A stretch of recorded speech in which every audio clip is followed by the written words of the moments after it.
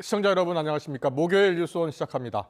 국회가 조금 전 본회의를 열고 여당 의원들이 대부분 불참한 가운데 3명의 헌법재판관 후보자 임명 동의안을 야당 주도로 통과시켰습니다. 하지만 한덕수 대통령 권한대행은 여야가 합의안을 제출할 때까지 헌법재판관 임명을 보류하겠다고 했는데요. 권한대행 역할에 대한 법리 해석이 엇갈리고 공정한 대통령 탄핵 심판을 위해선 여야 합의가 최우선이라고 말했습니다. 이종구 기자의 보도입니다. 국회 임명동의안 처리 즉시 헌법재판관 3명을 임명하라는 야당의 요구에 한덕수 대통령 권한대행이 대국민 담화 형식으로 답했습니다. 한마디로 여야 합의가 있어야 임명하겠다는 겁니다. 여야가 합의하여 안을 제출하실 때까지 저는 헌법재판관 임명을 보류하겠습니다. 여야가 합의하여 안을 제출하시면 즉시 헌법재판관을 임명하겠습니다. 한덕수 권한대행이 여야 합의 없는 임명에 대해 문제점으로 꼽은 건 크게 3가지입니다. 먼저 헌법에 없는 권한대행의 권한 범위를 소극적으로 해석했습니다. 헌법기관 임명을 포함한 대통령의 중대한 고유 권한 행사는 자제하라는 것이 우리 헌법과 법률에 담긴 일관된 정신입니다. 이어 불가피하게 권한을 행사해야 한다면 여야가 먼저 합의하는 것이 한 번도 깨진 적 없는 관례라고 설명했습니다. 분열과 갈등이 극심한 상황에서 절차적 정당성이 담보돼야 사회 혼란을 막고 공정한 탄핵 심판을 기대할 수 있다고 강조했습니다. 국민의 대표인 여야의 합의야말로 민주적 정당성을 확보하고 국민의 통합을 이끌어낼 수 있는 마지막 뚝이기 때문입니다. 그러면서 박근혜 대통령 탄핵 심판 때도 당시 황교안 권한대행이 재판 결과에 영향을 주지 않기 위해 헌재 결정 전에는 헌법재판관을 임명하지 않았다고 예를 들었습니다. 한덕수 권한대행은 이런 고민에 제대로 답을 찾지 않고 결론을 요구한다면 동의하기 어렵다며 헌법과 법률에 따라 모든 사안을 판단하겠다고 밝혔습니다. YTN 이종구입니다. 더불어민주당은 한 대행에 대한 탄핵소추 절차에 들어갔습니다. 민주당이 발의한 탄핵소추안이 조금 전 국회 본회의에서 보고가 됐고요. 표결은 내일 이루어질 전망입니다. 국회 연결해 더 자세히 알아보겠습니다. 이준엽 기자. 네, 국회입니다. 네, 먼저 한 대행의 탄핵안 내용은 어떻게 되고 표결 전망은 어떻습니까?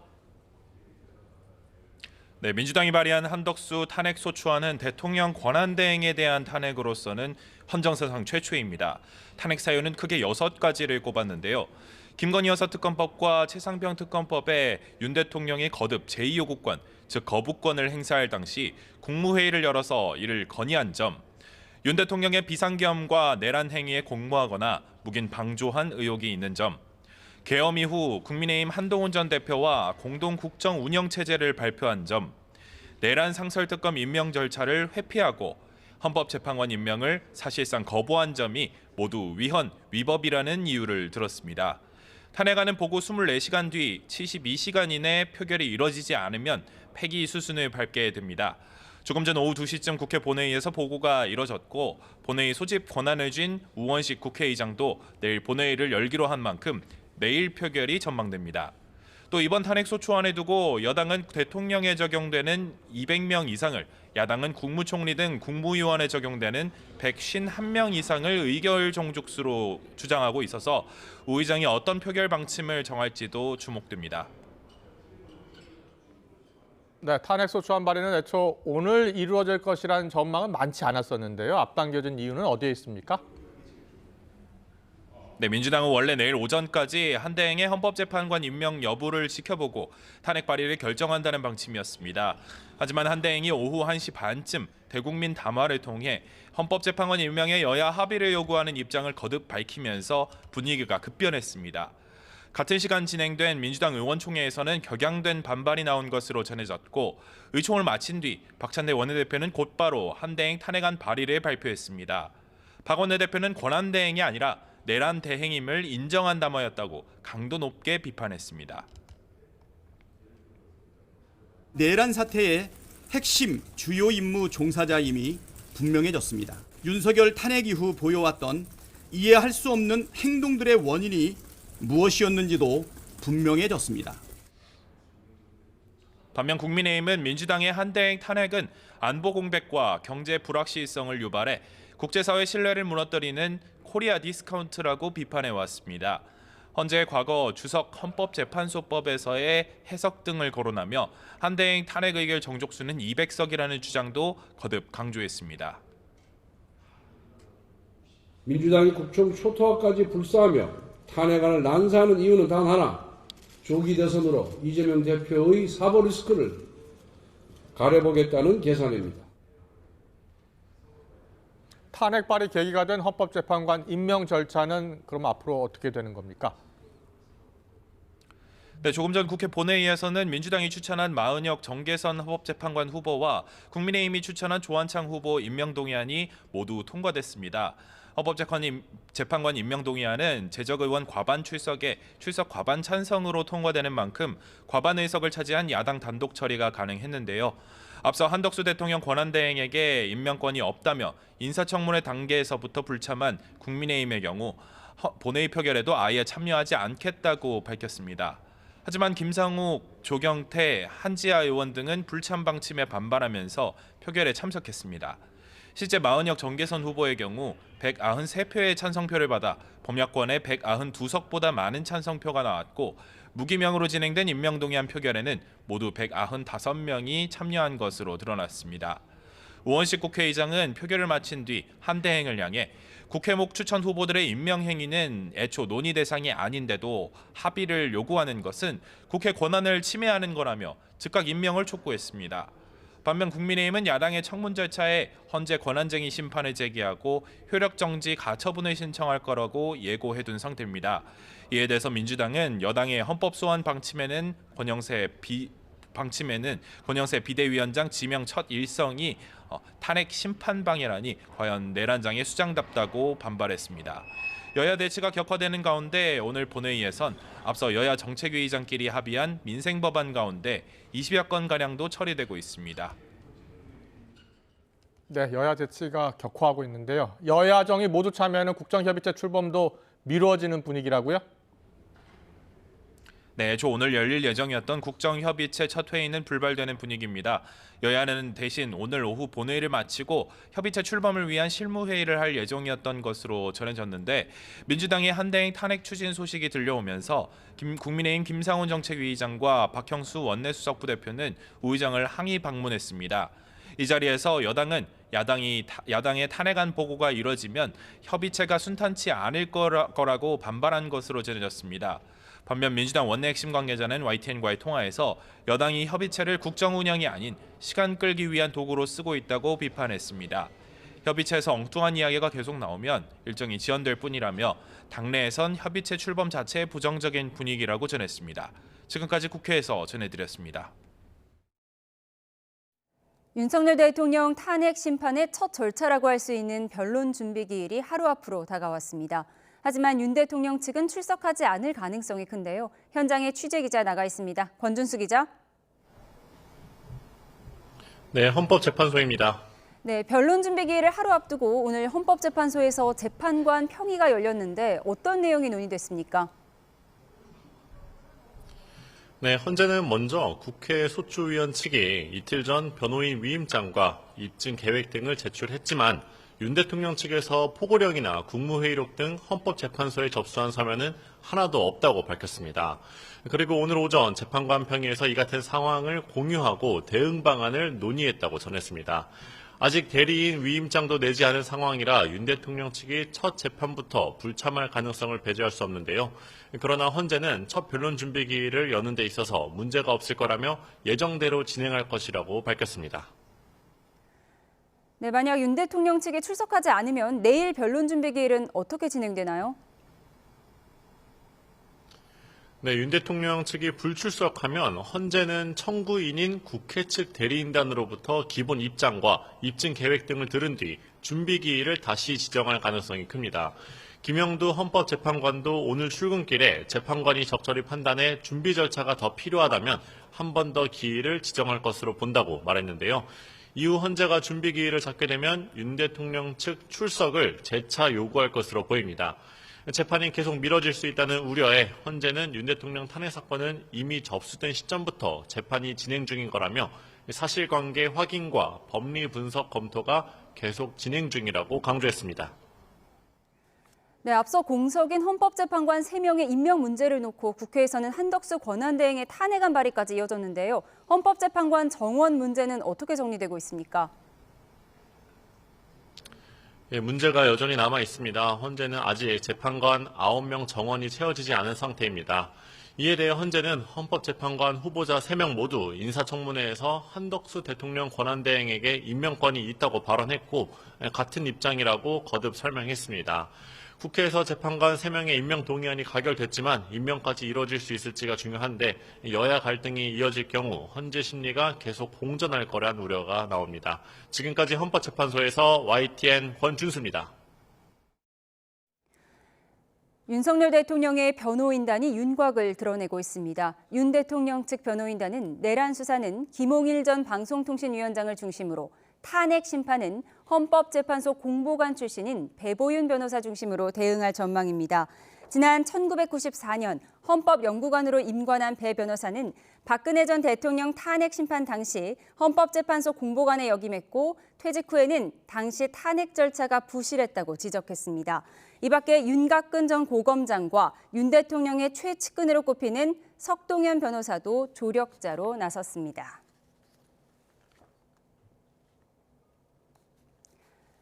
네, 방금 들어온 소식 전해드리겠습니다. 계엄 사태를 수사하는 공조수사본부가 2차례 출석 요구에 응하지 않은 윤석열 대통령에게 3번째 소환 통보했다는 속보가 들어왔습니다. 고위공직자 범죄수사처와 경찰이 꾸린 공조수사본부는 내란 혐의를 받는 윤 대통령에게 29일까지 공수처로 나와 조사받으라는 3차 출석 요구서를 보냈습니다. 공조부는 앞서 어제 오전에 나와서 조사받으라고 2차 출석 요구서를 보냈지만 수치 거절 등의 이유로 송달되지 않았고 윤 대통령도 나오지 않았죠. 다시 한번 전해드리겠습니다.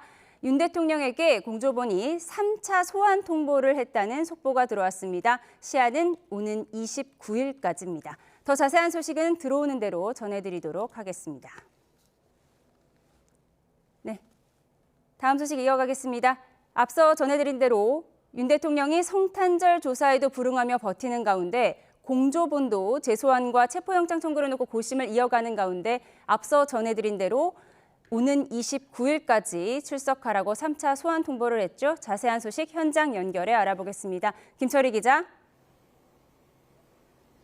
네, 고위공직자 범죄수사처입니다. 네, 공조본 방침 자세히 전해주시죠. 네, 조금 전 속보 전해드렸던 대로 공조본은 조금 전 대통령실 등으로 우편을 보내 29일 오전 10시까지 대통령에게 3차 소환을 통보했습니다. 앞서 공수처 관계자는 대통령에게 3차 소환을 통보하는 방안에 무게가 실린다고 전한 바 있는데요. 출석 요구를 3번까지 하는 게 일반적인 절차라는 설명도 덧붙였습니다. 함께 공조수사본부를 꾸린 경찰과 관련 협의를 진행한 끝에 3차 소환을 통보한 것으로 보입니다. 네, 대통령 조사와 별개로 관계자들에 대한 수사는 계속 이어지고 있죠. 네, 공수처는 문상호 정보사령관 사건도 오늘 중으로 군 검찰로 이첩할 예정인데요. 기록이 워낙 방대한 만큼 시간이 조금 더 걸리고 있습니다. 문 사령관은 노상원 전 정보사령관과 함께 이른바 햄버거 회동에서 비상계엄을 사전에 모의하고 선관위를 장악해 직원 체포까지 시도한 혐의를 받습니다. 모르쇠로 일관하던 문 사령관은 최근 공수처 조사에서 혐의를 대체로 인정한 것으로 알려졌습니다. 오전에는 내란 모의에 함께한 김봉규 정보사 대령도 불러 조사를 진행하는 등 혐의 다지기에 주력하는 모습입니다. 네, 공조수사본부 상황 알아봤고요. 검찰 수사 상황도 전해주시죠. 네, 검찰특별수사본부는 김용현 전 국방부 장관의 기소 준비에 한창입니다. 김 전 장관은 내일쯤 재판에 넘겨질 것으로 보이는데요. 내란 주요 피의자 가운데 첫 기소 사례가 됩니다. 검찰은 김 전 장관 공소장에 전체적인 내란 범죄의 구조를 자세히 담을 예정입니다. 이에 대해 김 전 장관 측은 기자회견을 열고 비상계엄은 내란에 해당할 수 없다고 강조했는데요. 부정선거를 밝히기 위해 계엄을 선포한 것일 뿐 국회 표결을 방해한 적 없다는 기존 입장도 되풀이했습니다. 지금까지 고위공직자범죄수사처에서 YTN 김철입니다. 네. 앞서 속보로 전해드린 내용 다시 한번 자세히 전해드리겠습니다. 계엄 사태를 수사하는 공조수사본부가 2차례 출석 요구에 응하지 않은 윤 대통령에게 3번째 소환 통보를 했다는 소식 앞서 전해드렸는데요. 고위공직자범죄수사처와 경찰이 꾸린 공조수사본부, 내란 혐의를 받는 윤 대통령에게 오는 29일까지로 공수처로 나와 조사받으라는 3차 출석 요구서를 보냈습니다. 네. 29일까지 출석하라는 내용이고요. 공조부는 앞서 어제 오전에 나와서 조사받으라고 2차 출석 요구서를 보냈지만 수치 거절 등의 이유로 송달되지 않았고 윤 대통령 나오지 않았다는 소식 전해드렸습니다. 그리고 이에 대해서 3차 출석 요구서를 전자공문 형태로도 보냈다는 속보를 자세하게 전해드립니다. 더 자세한 소식은 들어오는 대로 다시 한번 전해드리겠습니다. 경찰이 비상계엄 해제 요구 결의안 통과 직후에 우원식 국회의장 공관 주변에 계엄군이 투입됐다는 의혹에 대해 사실관계 확인에 나섰습니다. 계엄 비선이라고 의혹을 받고 있는 노상원 전 정보사령관이 합동수사본부 산하에 꾸리려고 했던 수사 2단에 대한 조사도 이어지고 있습니다. 취재기자 연결해 알아보겠습니다. 윤태인 기자. 네, 경찰청 국가수사본부입니다. 네, 경찰이 계엄군의 우원식 국회의장 체포조 투입 의혹에 대해 조사한다고요? 네, 경찰은 국회의장 공간에 계엄군 체포조가 투입됐다는 의혹에 대해서 사실관계를 확인하고 있다고 밝혔습니다. 앞서 공개된 국회의장 공간 근처의 CCTV 영상을 바탕으로 신원 등을 확인한다는 계획입니다. 지난 4일 새벽 비상계엄 해제 요구 결의안이 국회를 통과한 직후 계엄군이 국회의장 공간 근처에 투입돼 우원식 의장을 체포하려 했다는 의혹이 제기됐습니다. CCTV에는 군인 11명과 사복 차림 남성 2명 등 13명이 찍혔습니다. 이에 대해 김선호 국방부 장관 직무대행은 대통령 경호처 요청으로 대통령과 국회의장 등의 공관이 있는 서울 한남동 일대에 경계 강화를 위해 수도방위사령부 소속 군인들이 투입됐다고 밝혔습니다. 이들 중 일부가 국회의장 공관에 배치됐다며 계엄군은 아니라고 설명했는데요. 국회의장실은 우 의장이 경호 요청을 한 적이 없는 데다 국회에도 사전 통보된 적이 없다며 반박했습니다. 경찰은 영상 속 인물의 신원과 이들이 공관 근처에 배치된 배경을 확인한다는 방침입니다. 네, 군 간부들에 대한 경찰 수사 상황도 전해주시죠. 네, 경찰은 어제 93의 육군 제2기갑여단장을 불러서 밤까지 조사를 이어갔습니다. 구 여단장은 노상원 전 정보사령관이 계엄사령부 아래에 사조직으로 꾸리려고 했던 수사 2단의 단장을 맡기로 돼 있던 인물입니다. 구 여단장은 계엄 당일 노 전 사령관 등과 경기 안산 햄버거집에서 계엄 관련 사전 모의를 한 정황이 드러났고 계엄 당시엔 전차 부대를 동원하려 한 것 아니냐는 의혹도 제기됐습니다. 경찰은 또 수사 2단의 부단장으로 거론된 방정환 국방부 혁신기획관과 선관위 장악 관련 지시를 받은 것으로 파악된 정성우 방첩사 1처장을 입건해 소환 날짜를 조율하고 있습니다. 앞서 경찰은 계엄 당시 국민의힘 의원들을 국회가 아니라 당사로 소집해 계엄 해제 결의안 처리를 저지하려 했다는 혐의로 고발된 추경호 국민의힘 전 원내대표에게도 오늘 출석해 조사를 받으라고 통보했는데요. 경찰은 추 전 원내대표와 출석 날짜를 조율하고 있다고 밝혔습니다. 지금까지 경찰청 국가수사본부에서 YTN 윤태인입니다. 내란 혐의로 구속된 김용현 전 국방부 장관의 변호인단이 기자회견에서 일부 언론사를 배제하자 기자들이 항의하면서 현장에 경찰이 출동했습니다. 김 전 장관의 변호인단은 오늘 오전 10시 검찰 등의 내란 수사에 관한 기자회견을 열면서 일부 언론사들의 출입을 막았습니다. 출입을 거부당한 일부 언론사가 취재를 시도하면서 변호인단과 대치 상황이 벌어졌고 112 신고로 현장에 경찰이 출동하면서 일단락됐습니다. 원달러 환율이 고공행진을 하면서 1,460원을 훌쩍 넘어섰습니다. 지난 2009년 금융위기 이후 가장 높은 수준인데요. 자세한 내용 취재기자 연결해 알아보겠습니다. 이영원 기자, 오늘 얼마까지 올랐습니까? 네, 오늘 원달러 환율은 1,450원대로 문을 열어 주춤하는가 했는데 곧장 숨가쁘게 올랐습니다. 장중에는 한때 1,465.9원까지 급등했는데요. 소폭 오르내림을 반복하던 환율은 오후 3시 반 기준 1,464.8원으로 거래됐습니다. 금융위기가 불어닥친 지난 2009년 3월 13일 1,483.5원 이후 15년여 만에 가장 높은 수준입니다. 이렇게 원화값이 크게 내리고 있는 건 미국발 영향이 큽니다. 미국 연방준비제도가 내년 금리 인하 횟수 예상치를 4차례에서 2차례로 줄인 데다 출범을 앞둔 트럼프 행정부가 미국 우선주의를 내세우면서 달러 강세를 부추기고 있기 때문입니다.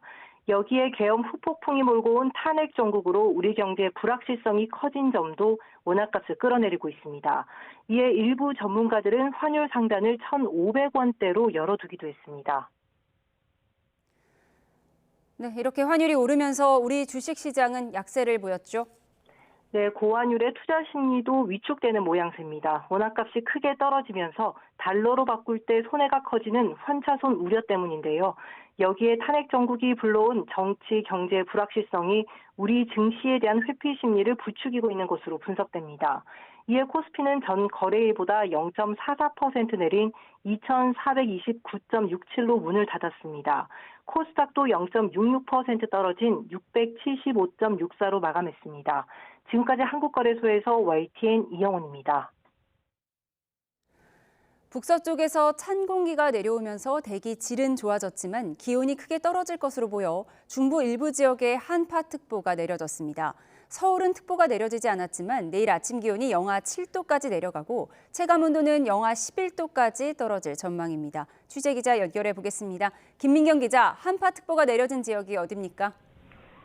네, 강원 북부와 중부 산간에는 한파 경보가, 동해안을 제외한 강원 전역과 경기 북동부, 충북 북부와 경북 북동 산간에 한파주의보가 발령됐습니다.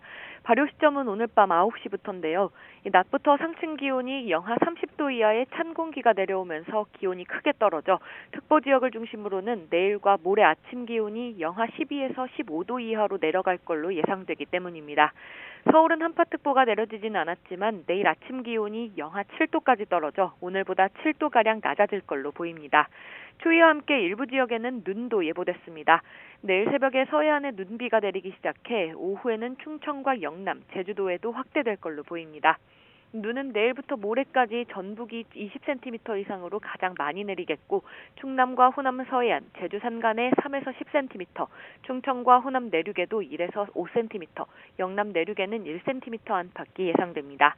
특히 충남 서해안과 충남 남부 내륙, 전북과 전남 북서부를 중심으로는 내일부터 모레 사이 시간당 1에서 3cm의 강하고 많은 눈이 내릴 걸로 보여 각별한 주의가 필요합니다. 지금까지 과학기상부에서 YTN 김민경입니다.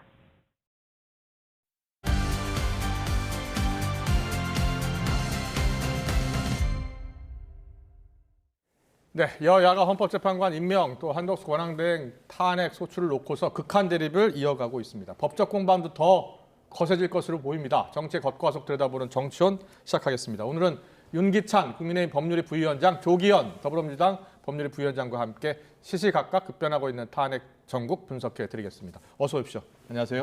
안녕하십니까. 네, 한덕수 대통령 권한대행 국무총리요.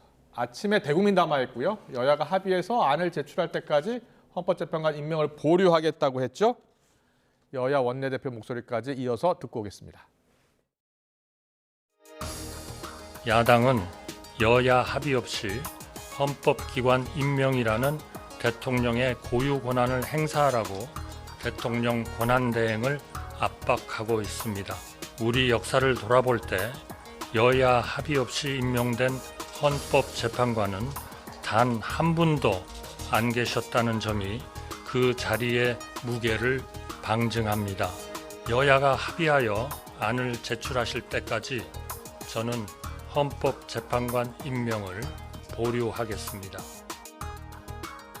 권한 대행이 아니라 내란 대행임을 인정한 담화였습니다. 김용현 전 국방부 장관 측은 12.3 비상계엄 건의를 하기 전에 한덕수 총리에게 사전 보고를 했다고 실토했습니다. 한덕수 총리는 12.3 내란 사태의 핵심 주요 임무 종사자임이 분명해졌습니다. 국회가 추천한 헌법재판관 3인 임명을 함부로 강행하면 탄핵 심판 자체가 무효화될 수도 있는 중대 사안입니다. 민주당이 국정 초토화까지 불사하며 탄핵안을 난사하는 이유는 단 하나, 조기 대선으로 이재명 대표의 사법 리스크를 가려보겠다는 계산입니다. 즉 선거로 범죄를 덮겠다는 뜻입니다.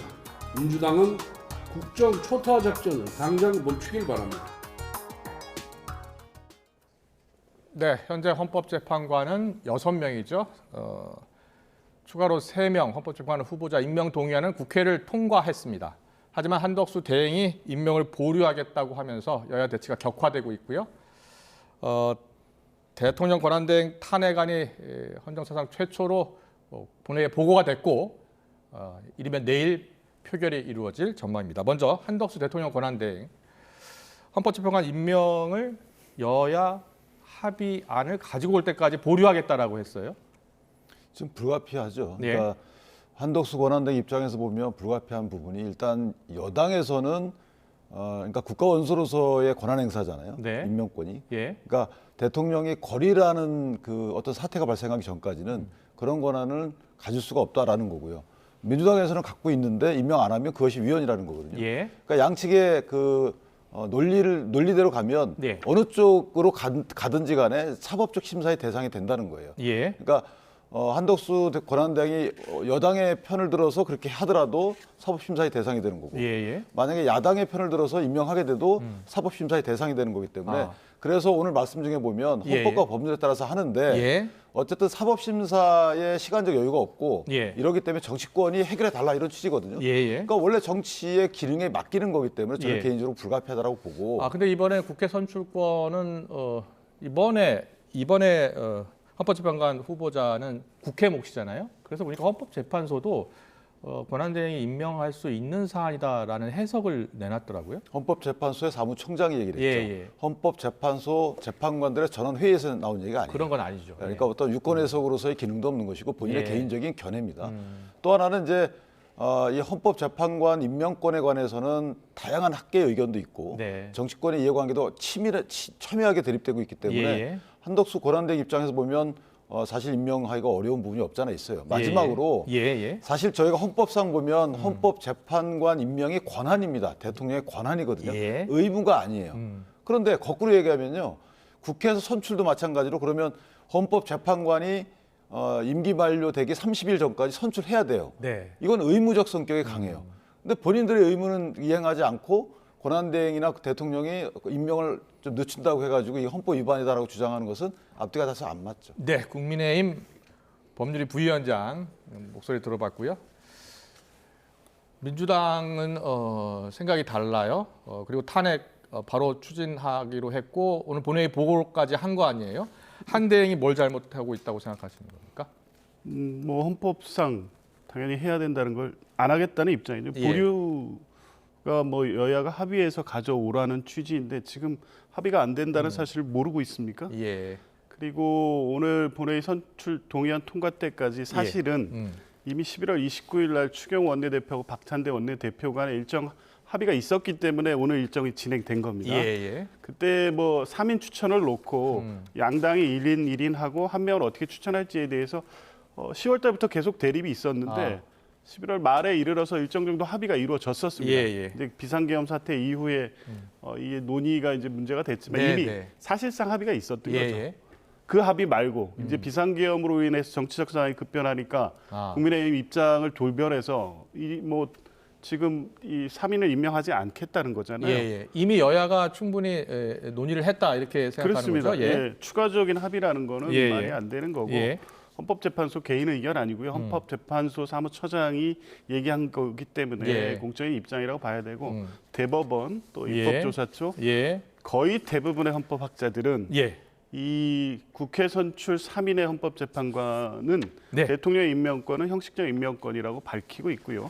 권성동 원내대표도 2017년 2월 1일에 대법원장 추천 몫의 헌법재판관에 대한 임명권, 대통령의 임명권은 형식적 임명권이기 때문에 권한대행이 임명해도 된다고 얘기한 적이 있습니다. 알겠습니다. 이런 사정을 고려하면 지금 임명 무조건 해야 되는 상황인데도 안 한다는 것은 내란 대행이라고 민주당이 표현한 것처럼 실제 이 헌법재판 절차를 정상적으로 가동되지 않도록 하겠다는 의지를 명확하게 한 것이고 6인 체제에서 4월 18일까지 가면 2명이 또 퇴임합니다. 그러면 헌법재판 소위 기능 자체가 정지되는 상황인데 예. 그 상황까지도 가져가고 가겠다는 것으로밖에 볼 수 없습니다. 알겠습니다.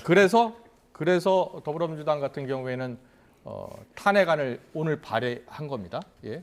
그래서 24시간에서 72시간 내에 표결을 해야 되기 때문에 이러면 내일 이제 표결을 하는 거죠. 예. 이번에 탄핵 소추 사유가 어떻게 됩니까? 탄핵 소추 사유는 예. 일단 이 국무총리로서의 직무 수행 부분에 한정한 것이 대부분입니다. 아, 그래요? 예. 그러니까, 국무총리 권한 대행으로서 제대로 일을 하지 못했다? 아니요, 대통령 권한 대행으로서의 직무의 위헌이라든가 위법성이 아니라 총리로서요? 그렇죠. 총리 시절에 했었던 거. 그러니까 이번에 비상계엄 내란 사태 국무위원회 그 소집에 참여해서 본인이 또 소집도 했고 이번에 내란에 공모 동조한 부분 그리고 두 번째 뭐 여러 가지 사유가 있는데요. 그리고 한동훈 대표와 공동 국정 운영을 선언한 것이 헌법에 위반된다는 것이고요.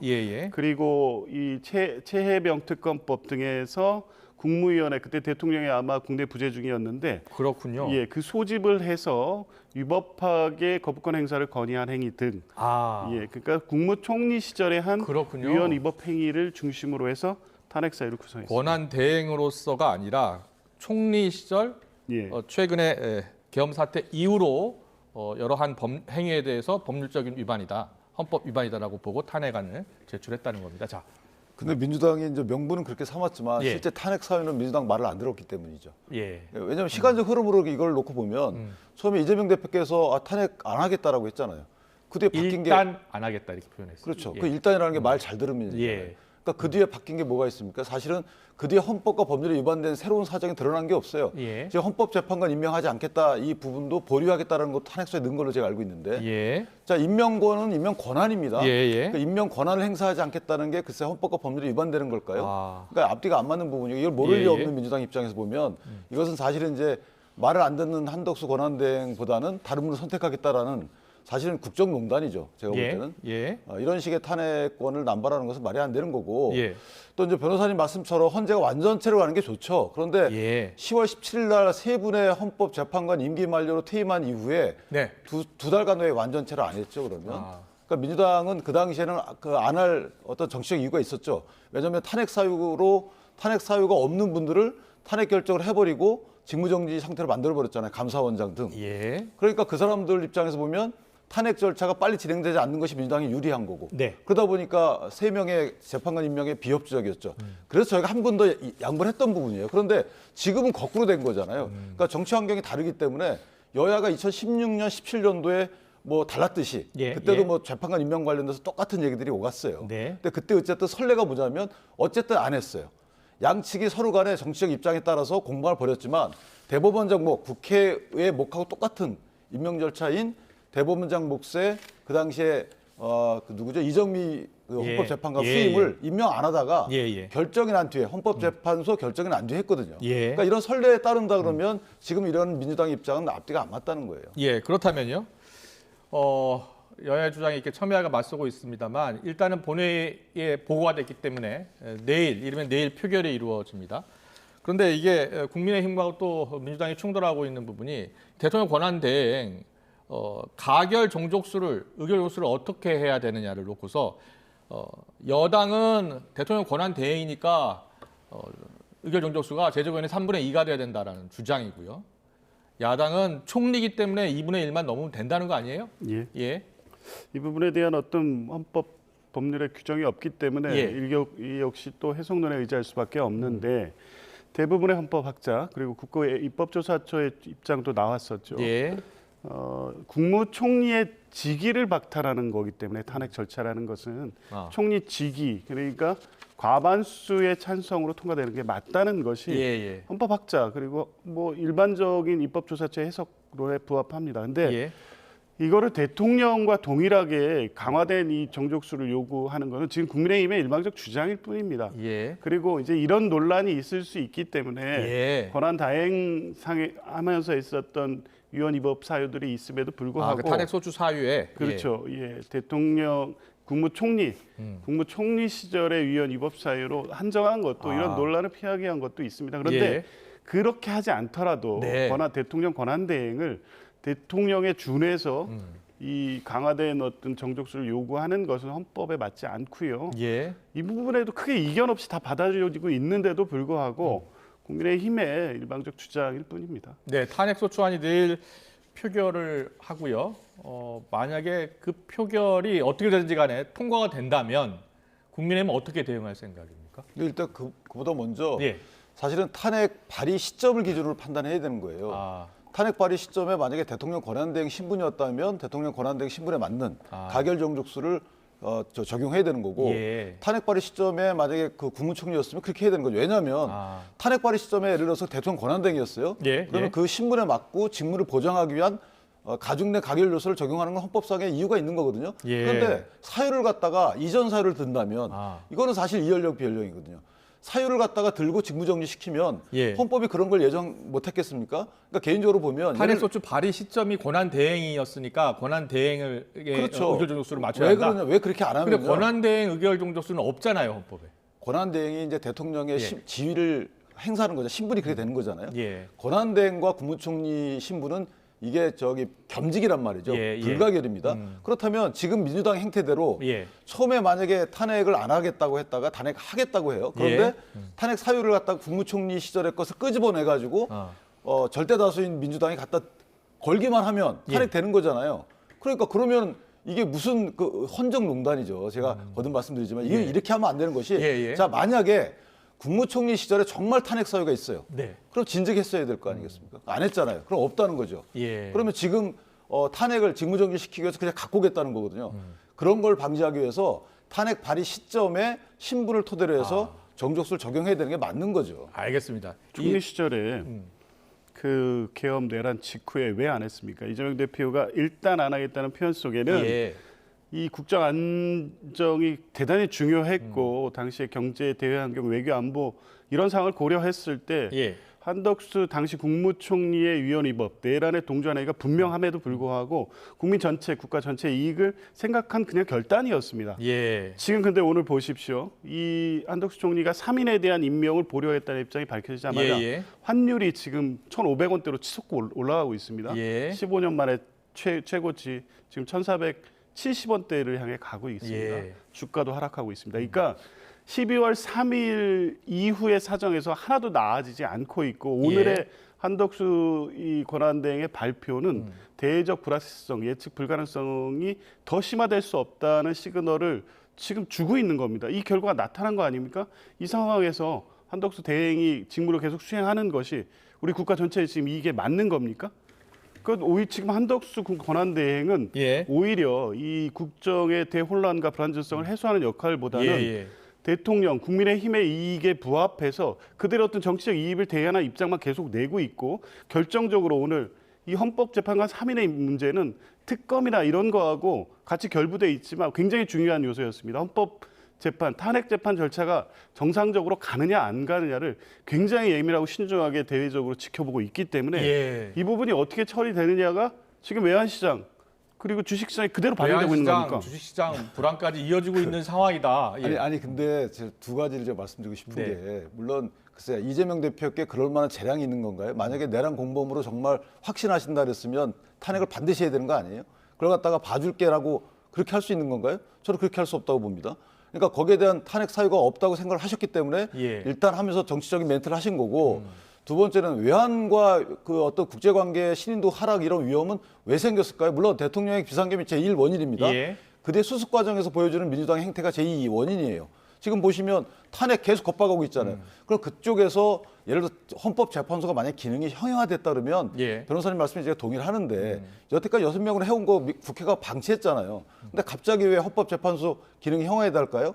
4월 18일 아직까지 멀었습니다. 그러니까 그때까지는 사실은 충분히 보완할 시간이 있고 그러니까 만약에 대외 신인도가 하락하게 되는 것은 지금 탄핵을 하면 더 하락하는 거예요. 저는 그런 생각을 하는 거고 제 개인적인 생각은 여야에게 합의를 해오라라고 했으면 좋겠다라고 헌법 그 권한대행이 얘기했기 때문에 저는 한 명 한 명 하는 것도 나쁘지 않다라고 봐요. 왜냐하면 권한대행이 얘기했지만 사실 지금 소추기관인 국회가 이걸 정치적 중립성이 온전치 않은 세 분, 그러니까 2대1이잖아요. 이게 온전치 않다는 그런 의미입니다. 지금 국회 헌법재판관 3명이 이제 국회 몫인데요. 여당 1명, 제2당이 한 명이니까 한 명이고 또 나머지 한 명은 원래 여야 원래 합의로 합의로 돼 있는 하게 건데 돼 있죠. 그걸 예. 이제 지난번에 좀 조속했기 때문에 한 예. 명 빼고 나머지 2명에 대해서 만약 합의해서 올린다 그러면 저는 그것이 국민이 바라볼 때 합리적으로 어떤 정치권의 정치가 작용되는구나. 예. 이렇게 안정적인 정치 구도를 국민이 지지해 줄 것 같다는 생각이 들기 때문에 그런 식으로 논의를 해가는 것이 맞다라고 알겠습니다.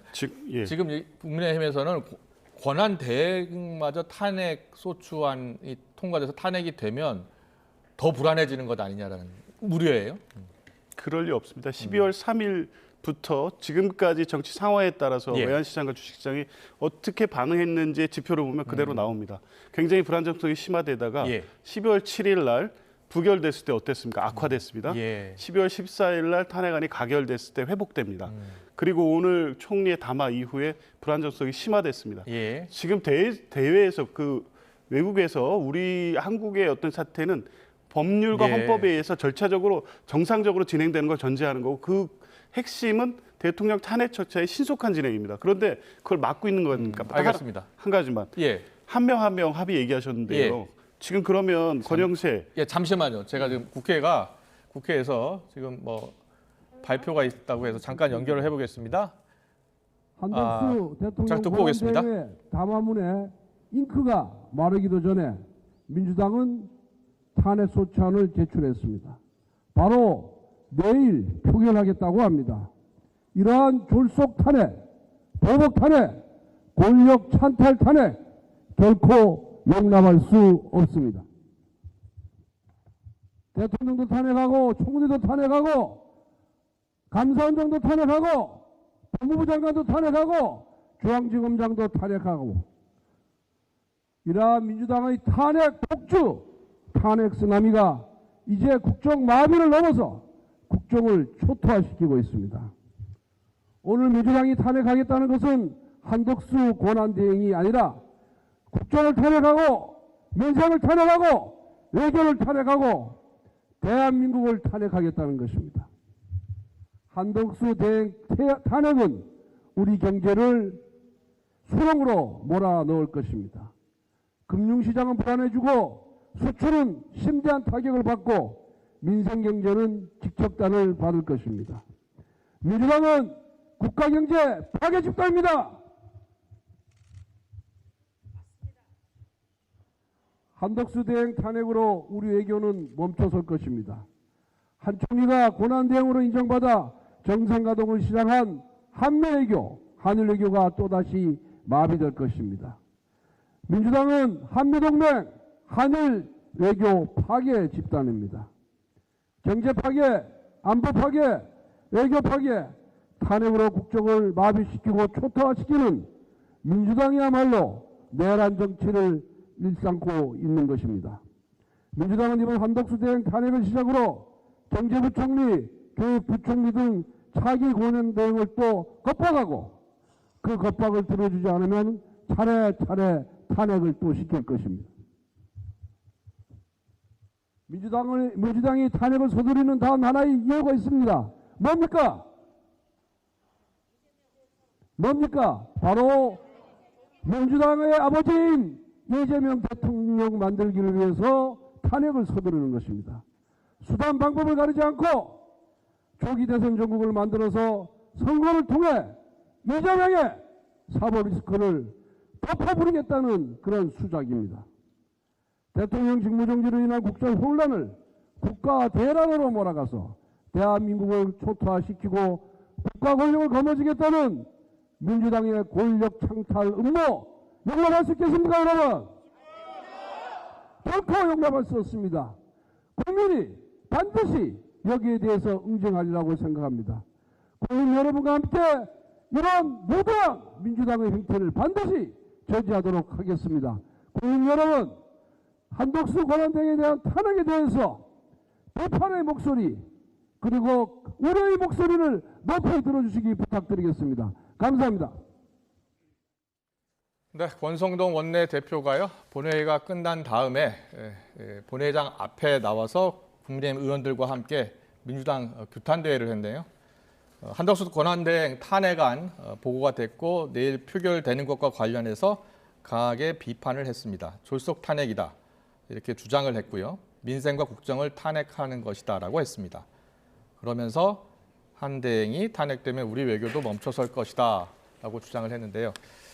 자, 일단은 권순동 원내대표가 뭐 오늘 아침에도 반발을 했고 지금도 계속 이어가고 있는 상황이네요. 민주당으로서는 지금 권한대행을 탄핵하지 않으면 더 어려운 상황이 올 것이다라고 보는 거잖아요. 그렇습니다. 예, 분명해졌습니다. 지금 계속 반복해서 말씀드리지만 이 외교적으로도 그렇고 경제적으로도 그렇고 대통령에 대한 탄핵 절차의 신속한 완료 이 부분을 가장 중요하게 보고 있는 겁니다.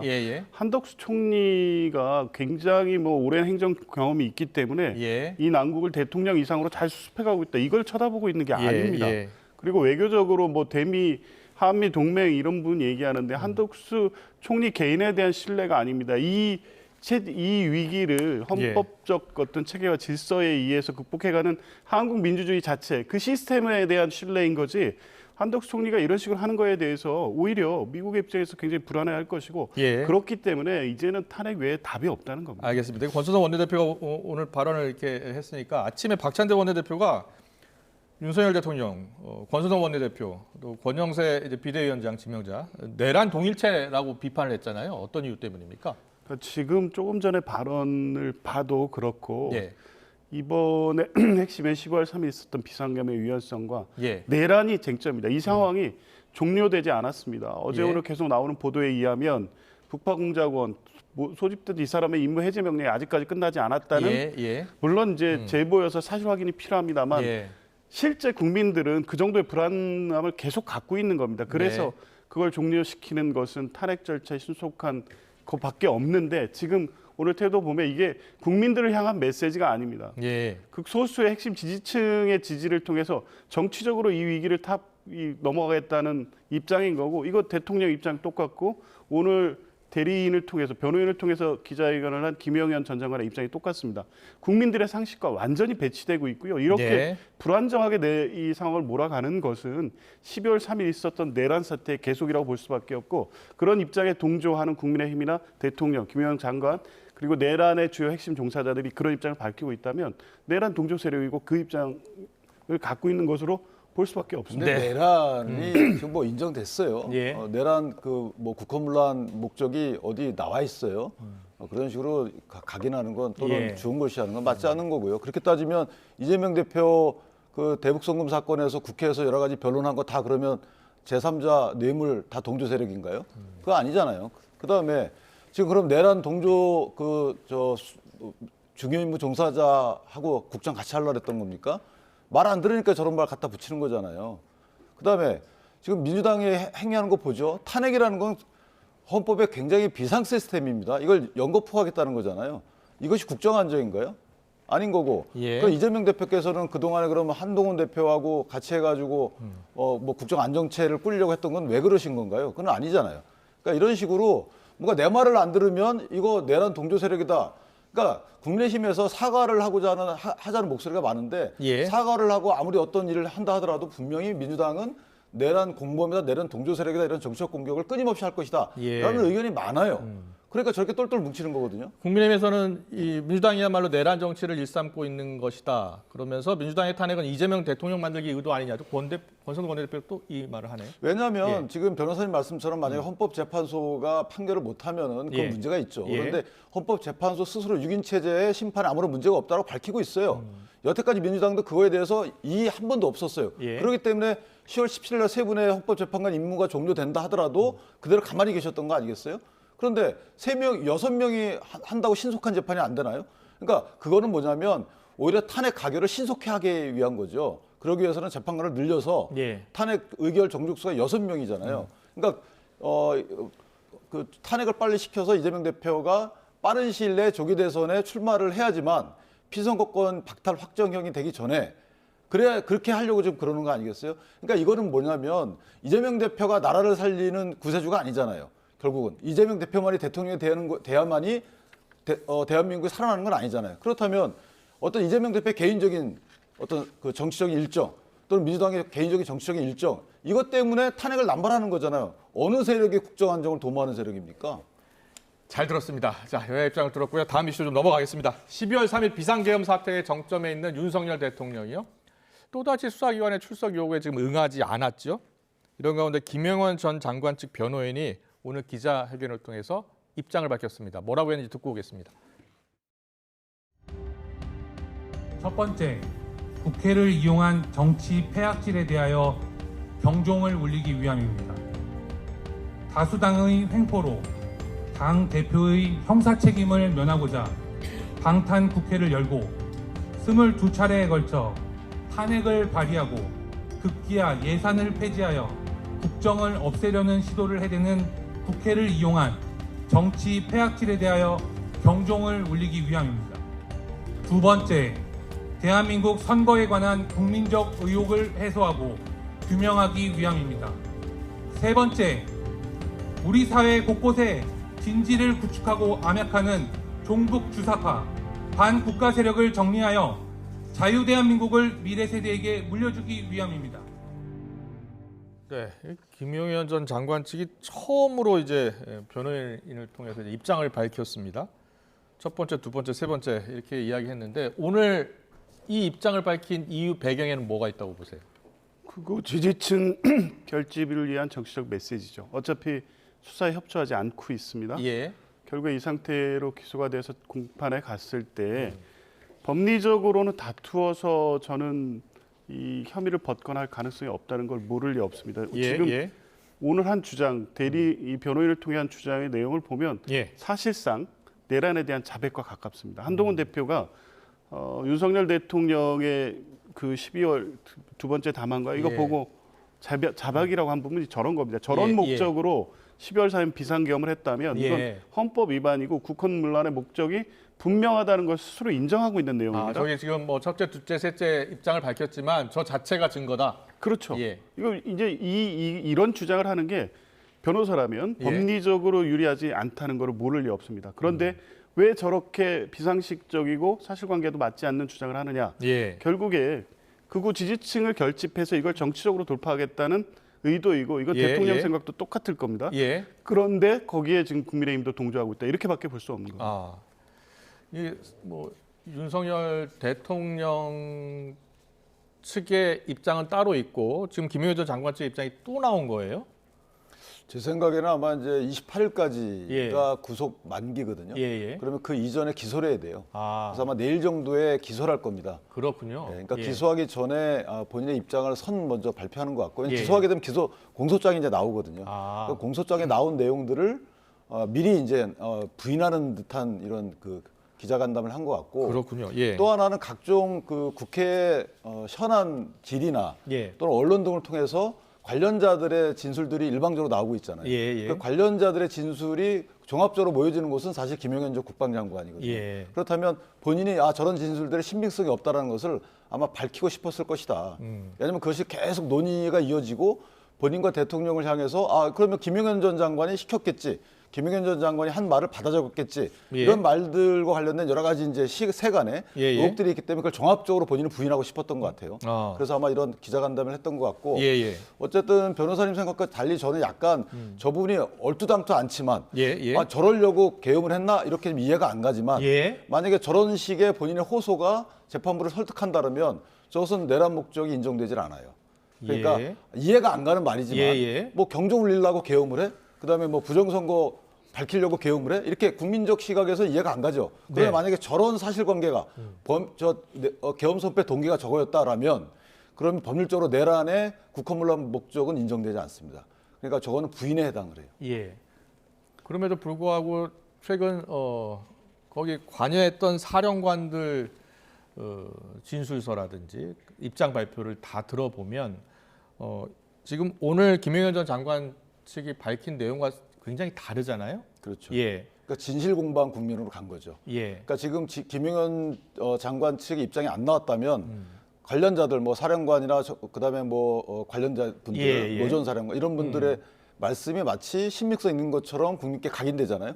그 각인되기 전에 본인의 입장을 낸 것 같고 또 하나는 이제 법률 공방을 본격적으로 하겠다라는 제가 볼 때 신호탄인 것도 같아요. 법률 공방 이제 법적 공방을 하겠다. 그런 신호탄인 것 같아서 아마 그 마지막으로 말씀드리면 예. 지금 대통령 수사와 관련돼서 예. 공수처에는 김용현 전 장관의 진술서 등이 피신조서 내지 진술서 등이 가지는 않은 것 같거든요. 아직까지. 예. 그렇다면 공수처가 갖고 있는 것은 경찰에서 수사했던 것뿐이 없단 말이죠. 네. 그러면 과연 공수처가 대통령을 수사할 준비가 돼 있는지 이런 또 세간의 의식이 있을 수 있어요. 여기에 예. 대해서 제가 볼 때 김용현 측에서 본격적인 문제 제기를 한 게 아닌가. 이런 오늘 생각이 김용현 측에서 김용현 전 장관 측에서 포고령 초안을 본인이 작성했다라고 이야기하고 초안에는 통행금지가 포함됐는데 윤 대통령이 통행금지 삭제 지시를 했다는 내용도 발표를 했어요.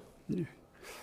특별히 어떤 의미를 가질 수 있을까요? 예. 그럼 이 얘기를 왜 했을까요? 그러니까요. 통행금지 말고 포고령 1호, 2호부터 1호에 국회가 딱 명시돼 있는데 그게 국헌문란입니다. 예. 뭐 굳이 통행금지를 언급하지 않고 뭐 국민의 기본권이 아니라 심각한 문제이긴 예. 한데 왜 언급했을까에 대해서 여러 가지 불안한 또 해석을 하는 분들이 있습니다. 아 그래요? 예. 어떤 해석이에요?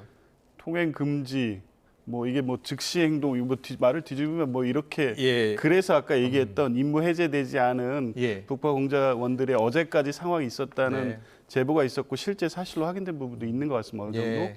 여기에 어떤 임무를 다시 부여하는 게 아니냐라는 그게 사실은 확인되지 않은 사실이지만 예. 국민 상당수가 갖고 있는 불안감이 있습니다. 알겠습니다. 자, 윤 대통령이 지금 소환에 불응하고 있잖아요. 윤 대통령은 언제쯤 관계기관의 조사를 받을까요? 물론 지금 탄핵 심판이 먼저다라는 입장을 밝힌 바 있긴 하지만 계속해서 수사는 진행 중이잖아요.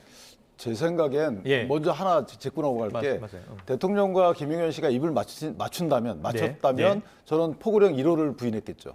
1호는 사실 대통령이 삭제 지시한 걸 내가 늦다라고 했겠죠. 예. 1호가 가장 중요한 거기 때문에 그래서 입을 맞췄다라는 것은 맞지 않는 것 같고 대통령 입장에서는 탄핵, 그러니까 헌법재판소 심판이 먼저 예. 이루어지고 나서 어느 정도의 그 이후에 나갈 것 같아요. 왜냐하면 헌법재판소에서 비상계엄의 요건을 갖췄는지 여부에 대해서 최종 심사권은 헌재에 있거든요. 예. 그러다 보니까 헌재에 어느 정도 가닥이 잡힌 다음에 나가는 것이 유리합니다.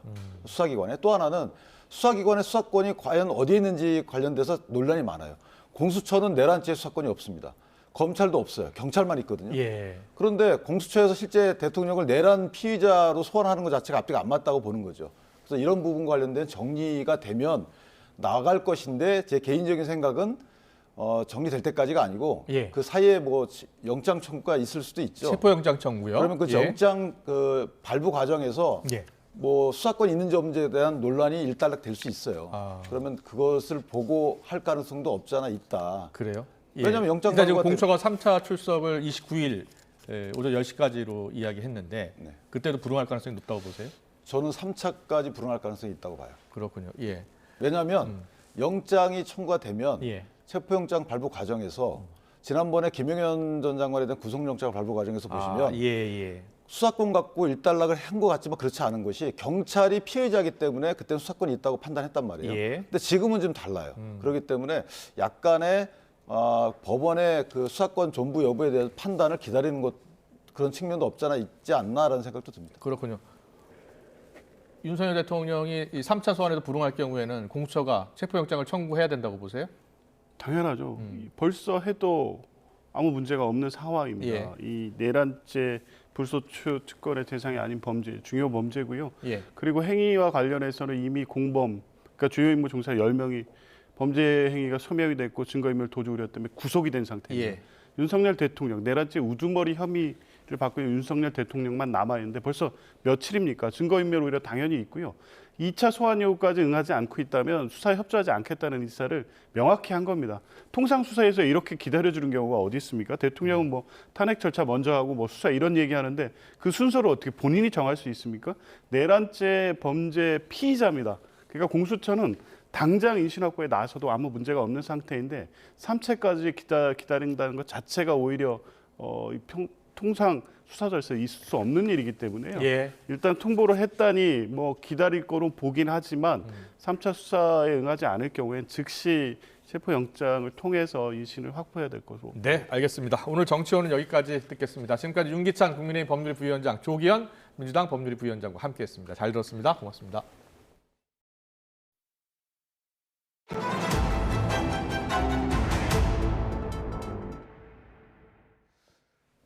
윤석열 대통령의 탄핵 심판 첫 절차인 변론 준비 기일 하루 앞으로 다가왔습니다. 하지만 윤 대통령 측의 참석 여부가 불투명한데요. 현장에 취재기자 나가 있습니다. 권준수 기자. 네, 헌법재판소입니다. 네, 헌재가 윤 대통령 측이 불참할 경우를 고려해서 대응 방안도 논의했다고요?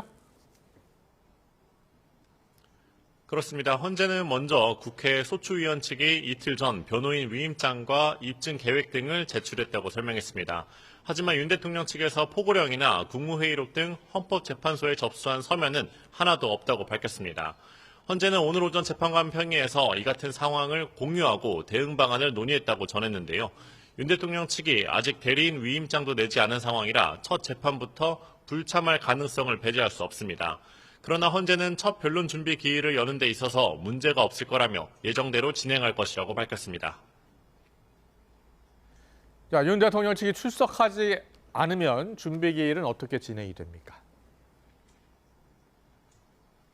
네, 윤 대통령 측이 불출석하면 헌재는 청구인인 국회 측 대리인단으로부터 기본 입장과 입증 계획 등을 들은 뒤 준비 기일을 다시 지정할 가능성이 큽니다. 김영두 헌법재판관도 오늘 출근길에 재판관이 적절히 판단해 준비 절차가 더 필요하다면 한 번 더 기일을 지정할 것으로 본다고 말했습니다. 이후 헌재가 준비 기일을 잡게 되면 윤 대통령 측 출석을 재차 요구할 것으로 보입니다. 재판이 계속 미뤄질 수 있다는 우려에 헌재는 윤 대통령 탄핵 사건은 이미 접수된 시점부터 재판이 진행 중인 거라며 사실관계 확인과 법리 분석 검토 등은 계속 진행 중이라고 강조했습니다. 네, 헌법재판관 정원 문제도 여전히 남아있죠? 그렇습니다. 헌재는 아직 재판관 9명 정원도 채워지지 않은 상태인데요. 이에 대해 헌재는 헌법재판관 후보자 3명 모두 인사청문회에서 한덕수 대통령 권한대행에게 임명권이 있다고 발언했고 같은 입장이라고 거듭 설명했습니다. 국회에서 재판관 3명의 임명 동의안이 가결됐지만 임명까지 이뤄질 수 있을지가 중요한데 여야 갈등이 이어질 경우 헌재 심리가 계속 공전할 거라는 우려가 남아 있습니다. 지금까지 헌법재판소에서 YTN 권준수입니다. 네, 어제 공수처 2차 소환에 불응했죠. 윤석열 대통령. 헌법재판소에 제출해야 할 서류도 아직 내지 않고 있습니다. 하지만 헌재는 내일 첫 변론 준비 기일 예정대로 진행할 것이라고 밝혔습니다. 윤 대통령이 이르면 오늘 입장을 밝힐 거란 관측도 나오는 가운데 내란 혐의로 구속 수감 중인 김용현 전 국방부 장관 측이 기자회견을 열고 내란 혐의를 거듭 부인했습니다. 김성훈 변호사 그리고 백종규 기자와 함께 짚어보겠습니다. 두 분 어서 오세요. 안녕하세요. 예. 네, 먼저 김용현 전 국방부 장관 측의 변호인단이 오늘 기자회견을 가졌는데요. 먼저 듣고 와서 대담 시작하겠습니다. 국방부 장관의 지휘에서 김용현 전 장관이 초안을 작성한 사실이 있습니다. 대부분의 내용을 김용현 장관이 작성하였으며 대통령은 이를 검토하고 일부 수정하였습니다. 대통령이 문구 등을 수정한 것 이외에 실제 내용을 수정한 것은 단 하나입니다. 계엄은 일반적으로 국민들에 대한 통행금지 또는 통행 제한을 가하는 것을 내용으로 하는데 장관 작성의 초안에는 이 같은 내용이 포함되어 있었으나 대통령이 국회의 경종을 울리고자 함이라는 본래의 목적대로 계엄은 일반 국민을 향한 것이 아님을 강조하며 국민 생활의 불편, 경제 활동 등을 고려하여 이를 삭제 지시하였습니다. 네, 오늘 김용현 전 장관 측이 처음 이제 공식적으로 입장을 밝혔는데요. 김용현 전 장관이 포고령 초안을 작성한 사실이 있다라고 인정을 했거든요. 왜 인정을 했을까요? 네, 사실은 이제 만약에 이제 변호를 한다라고 한다면은 이 과정에서 가장 큰 문제가 될 수 있는 것들 중에 하나가 포고령에서도 제1호입니다. 국회, 정당, 지방의회의 활동을 금지한 내용이죠. 사실은 기본적으로 헌법 자체에 완전히 반할 수 있는 중요한 내용이기 때문에 이 포고령을 누가 작성하고 승인했는지 굉장히 중요한 요소인데 만약에 앞으로의 공소사실을 구성한다면 굉장히 핵심적인 공소사실, 즉 범죄 사실이 될 거인데 사실상 이것을 인정하는 내용을 변호인이 나와가지고 발표를 했습니다. 뭐 사실은 김용현 전 장관에 대한 변호인 입장에서 뭔가 변호를 한다면은 이런 표현들은 굉장히 조심스럽고 말도 안 되는 일부 것이죠. 언론에서는 윤 대통령이 직접 작성한 것 아니냐 뭐 이런 이야기도 나왔었거든요. 예. 네, 그러면서 실제로 이제 많은 내용을 할애해서 예. 실제로 이 포고령은 원래 김용현 전 장관이 작성을 했는데 지금 이 부분에 대해서 뭐 통행권을 제한하거나 이런 것들에 대해서는 대통령이 보고 삭제를 해서 사실상 나머지 내용들은 대통령의 검토와 승인이 다 된 것이다. 이런 내용을 이야기를 했습니다. 그런 면에서는 사실 이게 도대체 김용현 전 장관 입장에서의 변호인으로서의 입장인지 아니면 윤석열 대통령 입장에서 이야기한 건지 좀 혼란스러운 그런 내용이라고 볼 수 있습니다. 말씀해 주셨지만 초안에는 통행금지 조항, 국민에 대한 통행금지 조항이 있었는데 대통령이 이를 삭제했다라고 했어요. 이게 어떤 의미예요? 윤 대통령이 계엄은 일반 국민을 향한 게 아니다. 이런 의미를 부여했다. 뭐 이렇게 기자회견에서 설명이 되던데요. 네, 근데 그 말은 역으로 말하면 그 말고 나머지 모든 조항은 대통령이 확인하고 검토하고 승인한 내용이다. 대통령 모르게 이루어진 게 아니다라는 것을 보여준 거나 마찬가지이기 때문에요. 사실은 이런 식의 이제 입장 표명이 뭐 어떤 의미가 법률적으로 있을지는 사실 법률적으로 유효한 의미가 있지는 않을 것으로 보입니다. 예. 백정규 기자는 오늘 처음으로 변호사가 입장을 밝힌 건데요. 주요 내용 좀 정리를 간단히 좀 해주세요. 네, 앞서 말씀하셨다시피 포고령 초안이나 대국민 담화 같은 경우에는 이제 윤석열 대통령이 아닌 김용현 전 국방부 장관이 작성을 했다고 했고요. 그리고 변호인단은 비상계엄은 국정을 마비시키려는 국회에 대한 경고 차원에서 선포를 했다 이렇게 이야기를 했습니다. 그리고 헌법상 대통령에게 규정된 권한인 만큼 내란죄에 해당하지 않는다고 주장도 했는데요.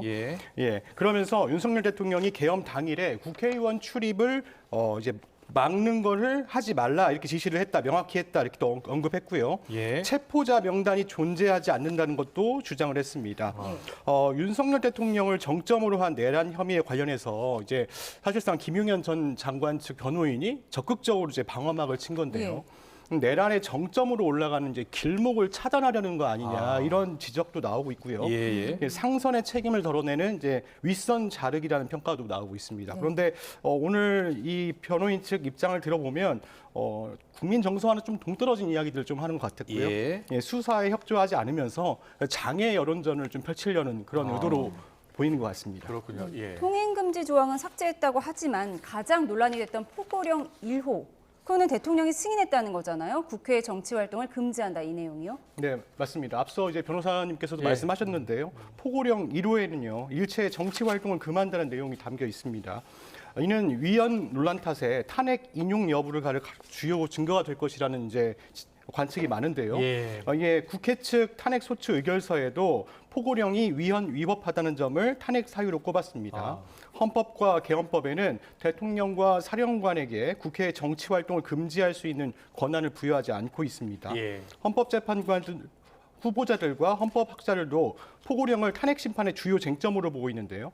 그런데 김용현 전 장관 측이 주장한 걸 보면 윤 대통령이 이 부분을 삭제하거나 수정에 대한 지시를 하지 않았다. 이 자체가 이제 헌법 위반이라는 지적도 나오고 있거든요. 김용현 전 장관이 포고령뿐만 아니라 대통령 담화문, 계엄 선포문 등을 대부분 작성했고 대통령이 문구를 수정한 것은 단 하나라고 이야기를 하지 않았습니까? 일반 국민의 통행 금지요. 김 전 장관 측 주장은 대통령이 헌법을 위반한 포고령 1호를 승인했다는 점을 인정하는 셈이 된 겁니다. 오늘 김용현 전 장관 측의 기자회견 내용 하나하나 짚어보고 있는데요.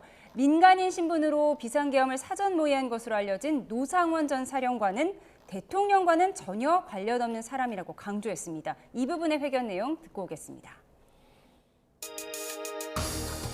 노상원 전 정보사령관은 우선 대통령과는 전혀 관련이 없는 사람입니다. 김용현 장관 입사 3기 후배고 근무 중에 경력이 겹치면서 같이 근무한 적이 몇 번 있었던 사람이라고 합니다. 그리고 비상계엄 선포 전이나 선포 후 계엄 사무 수행에 관해서도 전혀 관련이 없는 인물입니다.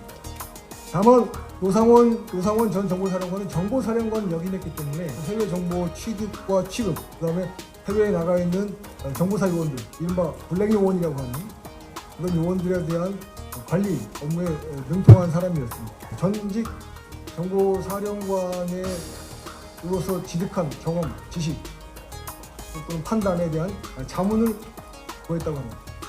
국방부 장관의 자문을 제공하는 역할을 한 것은 맞습니다. 첫 말씀을 하셨는데요. 그는 지극히 노상원 전 정보사령관의 사적인 영역에서 발생한 일입니다. 국방부 장관은 아무도 관련도 없고요. 특히 대통령하고 전혀 관련이 없습니다. 네, 앞서 백종원 기자가 윗선 자르기 아니냐, 대통령을 사실상 보호하려고 하는 것 아니냐라는 지적도 나온다고 했는데요. 지금 노상원 전 정보사령관 역시 대통령과는 전혀 관련이 없는 사람이라고 했어요. 근데 김용현 전 장관의 변호인이잖아요. 네, 사실은 그래서 이게 대통령 변호인의 기자회견인지 김용현 전 장관의 변호인의 기자회견인지가 좀 혼란스러운 그런 기자회견이었고요. 중요한 요소는 또 그러면서도 굉장히 중요한 요소들은 다 이야기를 했습니다. 아까 말씀하신 것처럼 포고령이 대통령의 면밀한 검토를 거쳐서 다 승인된 것이라는 거, 거기에 대통령이 깊이 개입됐다는 것에 대해서는 사실상 인정을 했고요.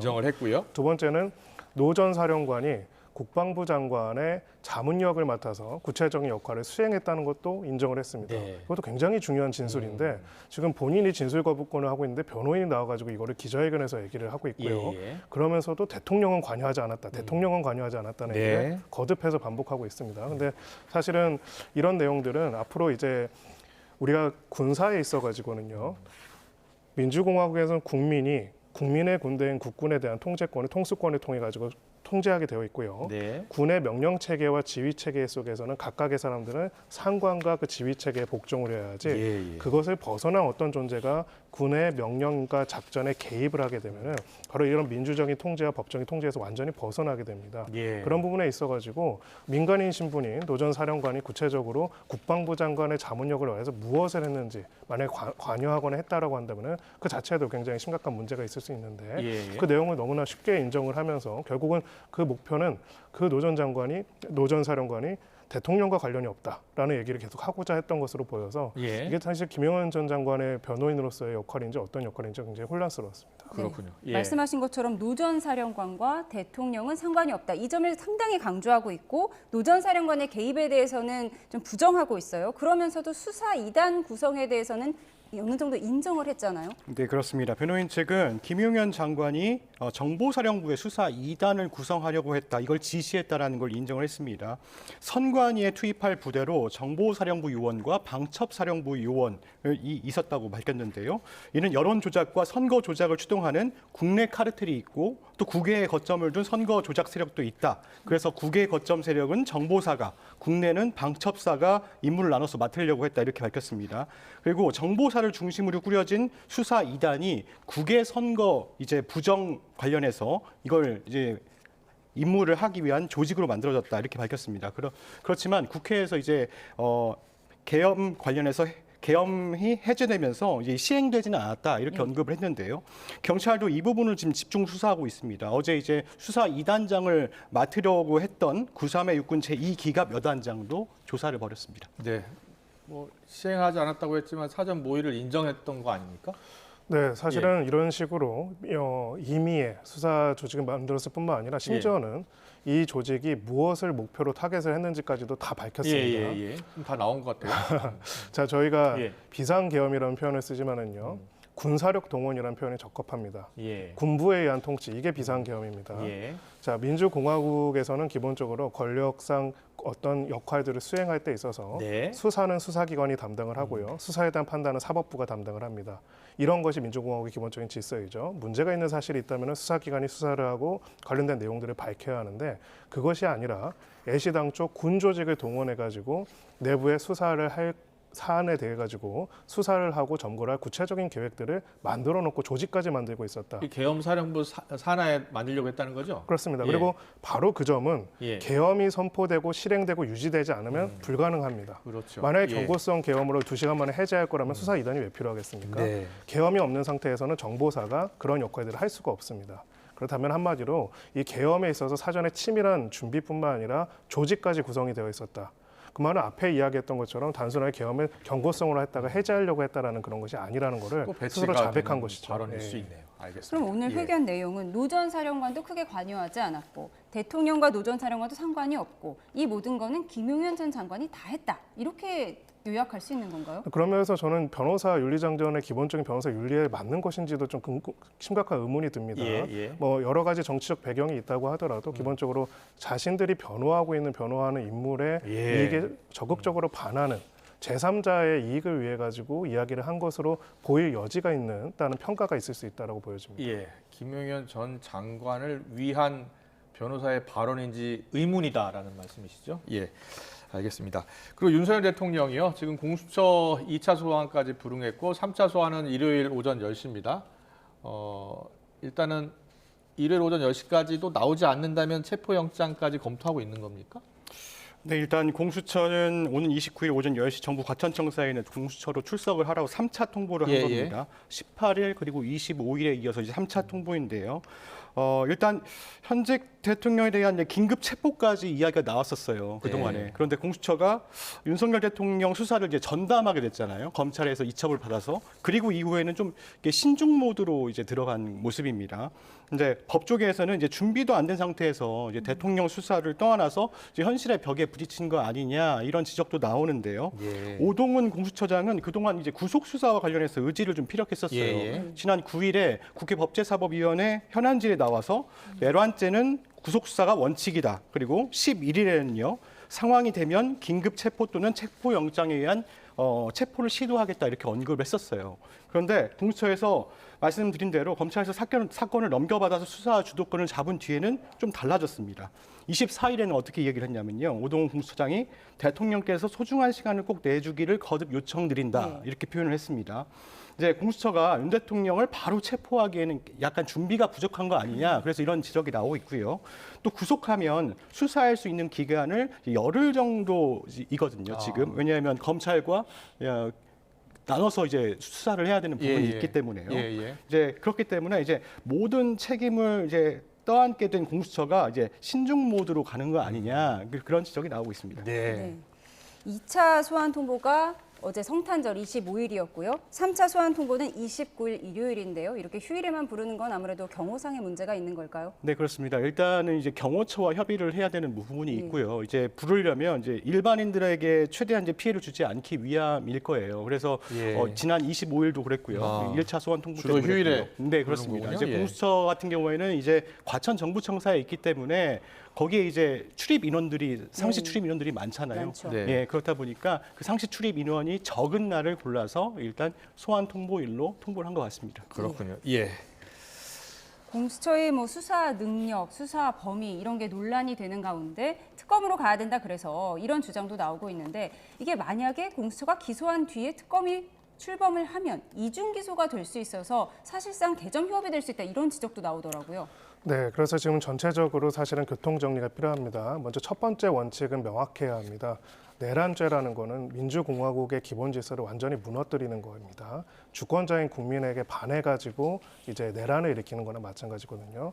아까 잠깐 통치행위라는 얘기가 나왔는데 그거는 예전에 왕권, 입헌군주제부터 나오는 이제 면면이 내려오는 이론이고요. 기본적으로 우리나라의 주권자는 대통령이 아닙니다. 그런 부분에 있어가지고는 내란죄라는 건 굉장히 중요한 범죄이기 때문에 재직적 소추도 가능하게 만들어져 있고 그래서 아까 공수처장도 이야기했던 것처럼 구속 수사가 원칙이고 기본적으로 빠르게 진실을 규명해가지고 공화국의 위기를 극복해야 하는 게 맞습니다. 다만 이제 기본적으로는 기소 시점 이후의 수사에는 굉장히 제한이 있습니다. 그래서 오히려 역산을 해야 합니다. 어느 시점에서 어떤 주체가 기소를 할 것인지 그 시점으로부터 약 20일 이내에 수사를 마칠 수 있을 것인지 그리고 그로부터 48시간 이내에 또 이제 구속영장 청구가 가능할 것인지를 봐가지고요. 결국 영장을 청구했다가 기소 전에 풀어준다는 건 말이 안 되기 때문에 결국은 그 기소에 맞춰서 어떻게 준비가 되었고 누가 어떻게 기소를 할 수 있는지에 대한 준비들이 이루어질 필요가 있고요. 그런 부분에 있어가지고는 신병 확보도 중요하지만은 수사 또한 제대로 엄정하게 빠르게 이루어질 필요가 있는데 결국 공수처가 머뭇거리는 부분 중에 하나는 결론적으로는 수사에 대한 준비나 내용들이 충분하지 않았을 가능성을 배제할 수 없다고 보여집니다. 그렇군요. 알겠습니다. 그리고 노상원 전 정보사령관 수첩이요. 그 수첩 약 한 70페이지 분량 되는 그 수첩에 적시된 내용이 상당히 충격적이었잖아요. 북한 도발 유도도 있고 사살이라는 표현도 있다고 하고 그런데 작성 시점, 보고 여부가 불투명해져서 증거 능력에 한계가 있다라는 분석이 나온다고 해요. 왜 그런 거예요?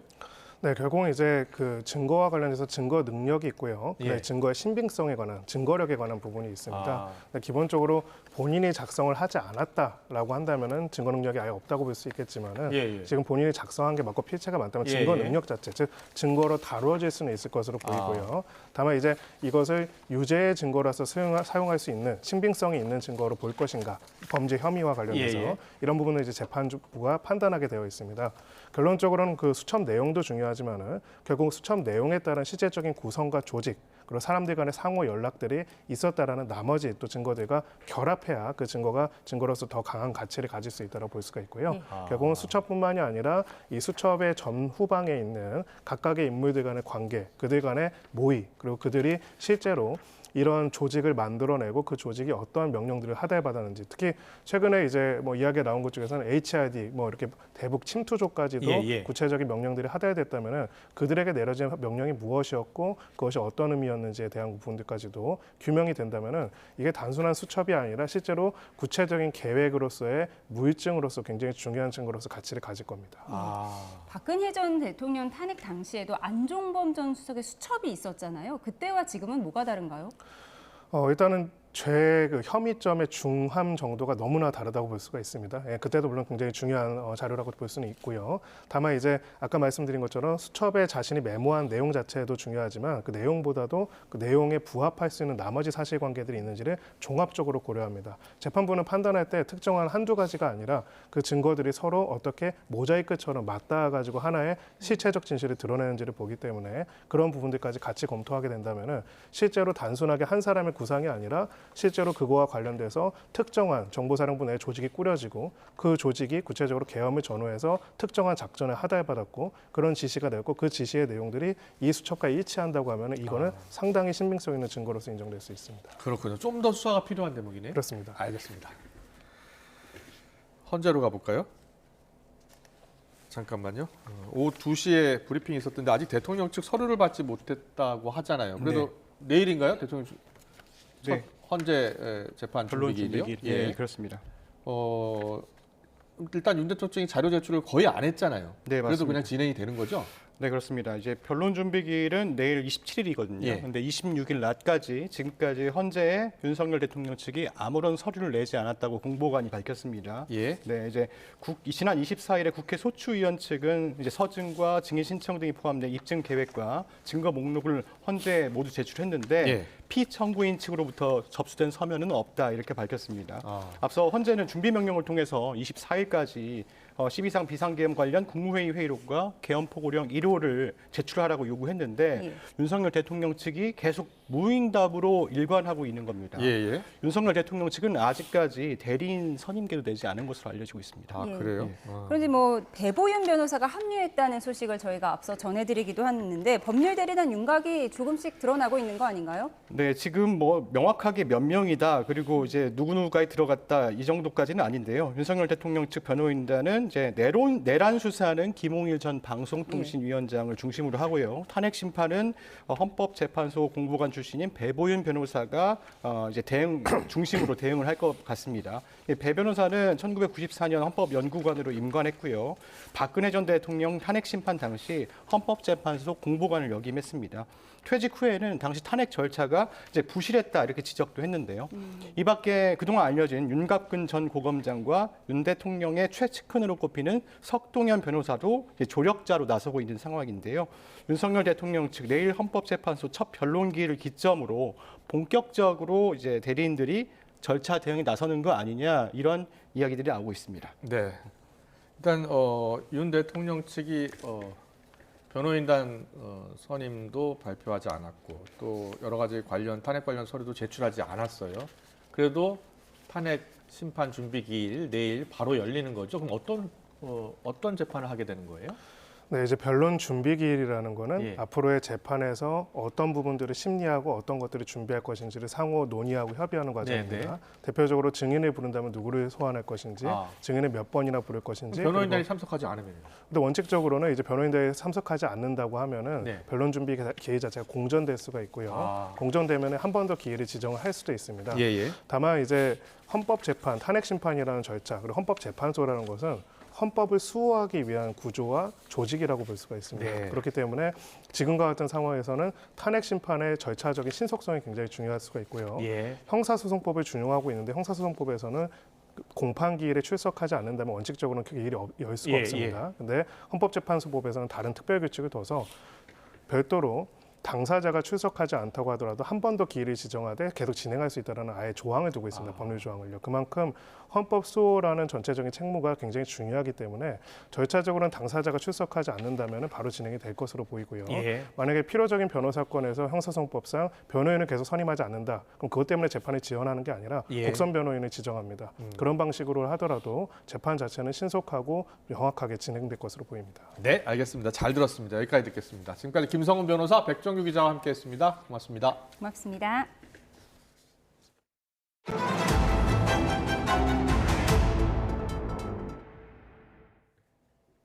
크리스마스인 어제 카자흐스탄 서부에서 아제르바이잔 여객기가 추락해 38명이 숨졌지만 절반 가까운 승객들은 극적으로 생존했습니다.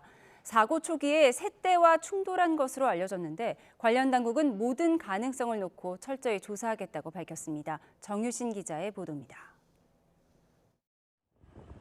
비상 착륙을 시도하던 여객기가 고도를 낮추다 지상과 충돌합니다. 이어 동체가 폭발하고 화염과 연기에 휩싸입니다. 하지만 추락 직후 구조대가 도착하고 살아남은 승객들이 하나둘 구조됩니다. 폭발하지 않은 동체 뒷부분에서 스스로 걸어서 나온 승객도 보입니다.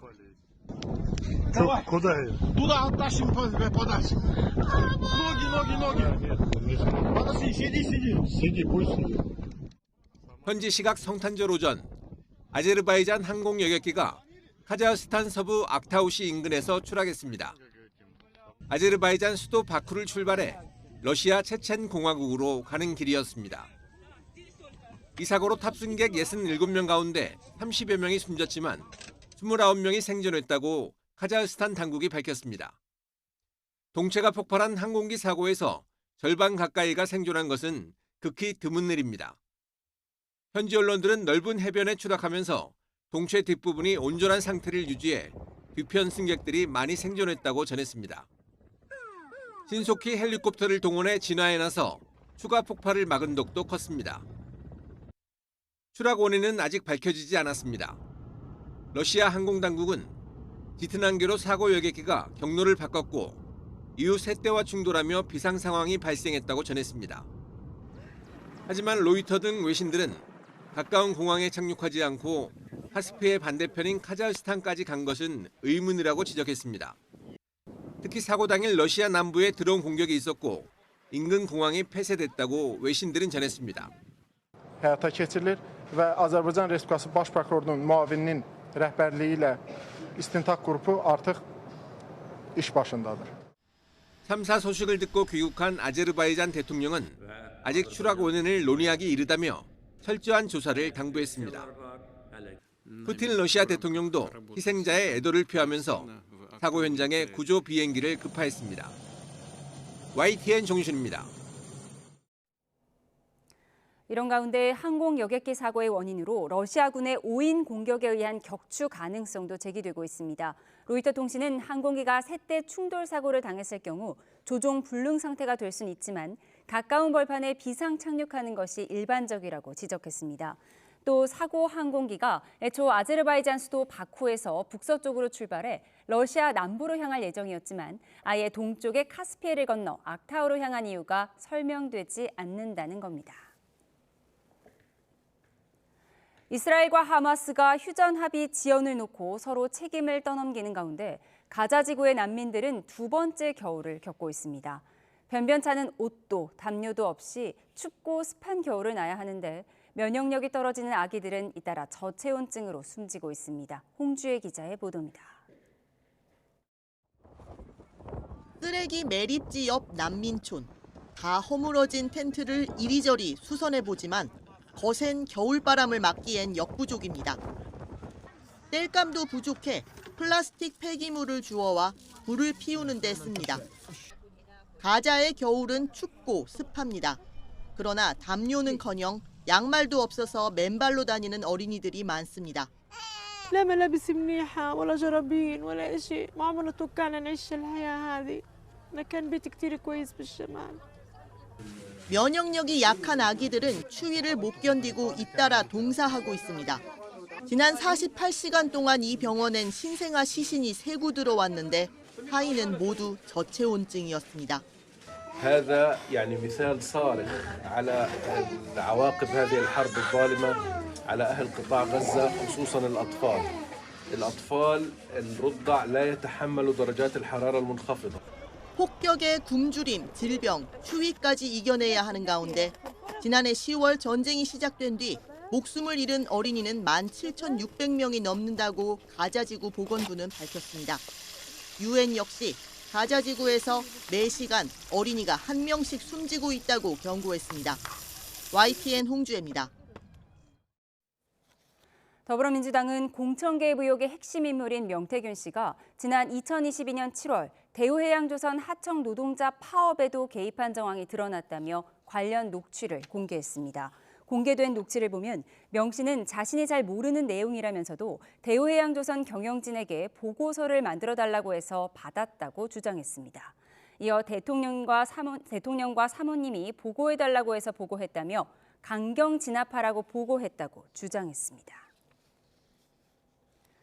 오늘 오전 11시 40분쯤 경기도 수원시 파장동에서 택시와 차량 4대와 보행자 4명을 들이받았습니다. 60대 A씨가 몰던 택시는 골목에 주차된 차 1대와 충돌한 직후 80대 여성 등 보행자 4명을 들이받았습니다.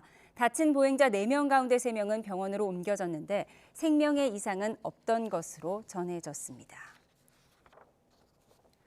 인천 서부경찰서는 10개월 된 아기에게 휴대전화를 던져 중상을 입힌 혐의로 20대 여성 A씨를 구속했습니다. A씨는 지난 20일 오후 5시 10분쯤 인천 서구 도로를 달리던 시내버스에서 일면식 없는 아기를 휴대전화로 공격해 머리를 크게 다치게 한 혐의로 현행범 체포됐습니다. A씨는 경찰에 아기 엄마가 자신의 부모를 욕하는 소리를 들어 이 엄마에게 휴대전화를 던지려다가 아기가 맞았다고 진술했는데 경찰 조사 결과 A씨는 두 사람과는 전혀 모르는 사이로 정신질환을 앓고 있던 것으로 파악됐습니다. 방영도 하기 전에 미 골든글러브 TV 드라마 최우수 작품상 후보에 오른 오징어 게임 시즌2가 오늘 공개됐습니다. 김승환 기자의 보도입니다. 오징어 게임에서 우승한 뒤 미국행을 포기한 기훈. 다시 복수를 다짐하며 게임에 참여하게 됩니다. 반드시 게임을 멈춰야 되겠다라는 어떤 그런 일념 하에 수년간 딱지맨을 이제 찾으러 다녔고 마침내 이제 그 게임장 안에 다시 들어가게 되는. 1970년대와 80년대 어린이들이 즐겼던 놀이를 모티브로 한 새 게임들이 등장하고 예상 가능한 이야기에 반전을 주며 극적인 긴장감과 재미를 선사합니다. 계속 시청자들 앞으로 보실 분들의 예상을 뒤엎는 그런 반전을 만들어내는 데 신경을 많이 썼고요. 인생 한 방에 모든 걸 거는 일부 젊은 세대의 현실을 반영하면서 캐릭터들 연령대를 대폭 낮췄습니다. 코인 사기에 연루되면서 본인은 물론이고 이 구독자들에게 막대한 손실을 입히고 나서 넷플릭스 본사도 이번 작품 홍보에 사활을 걸었습니다. 이 작품은 단순히 기록을 세우는 데 그치지 않았고 글로벌 콘텐츠란 무엇인가에 대한 화두를 던지고 또 새로운 기준을 제시했습니다. 글로벌 신드롬을 일으켰던 오징어 게임이 시즌2에서도 K 콘텐츠의 저력을 보여줄지 기대됩니다. YTN 김승환입니다. 전국을 뒤덮었던 초미세먼지는 낮 동안 대부분 날아갔습니다. 찬바람이 강해졌기 때문인데요. 경기 북부와 강원 지역을 중심으로 한파특보가 내려진 가운데 밤사이에는 더욱 강력한 한기가 내려오겠습니다. 내일 아침에는 강추위가 들이닥치겠는데요. 서울 아침 기온이 하루 만에 7도가량 뚝 떨어지겠고 체감온도는 영하 10도를 밑돌겠습니다. 그 밖에 지역별 아침 기온도 살펴보겠습니다. 춘천이 영하 12도, 대전은 영하 5도 보이겠고요. 낮에도 바람 불면서 춥겠습니다. 서울이 1도, 광주와 대구는 4도에 머물겠고요. 체감온도는 3도에서 4도가량 더 낮겠습니다. 충청과 호남을 중심으로는 눈비 예보도 있습니다. 내일 새벽 서해안을 시작으로 늦은 오후부터는 내륙으로도 확대하겠고요. 모레까지 전북에 최고 20cm 이상, 그 밖의 지역에도 최고 10cm의 폭설이 쏟아지겠습니다. 날씨였습니다. 목요일 뉴스원 여기서 마치겠습니다. 함께해 주신 여러분 고맙습니다.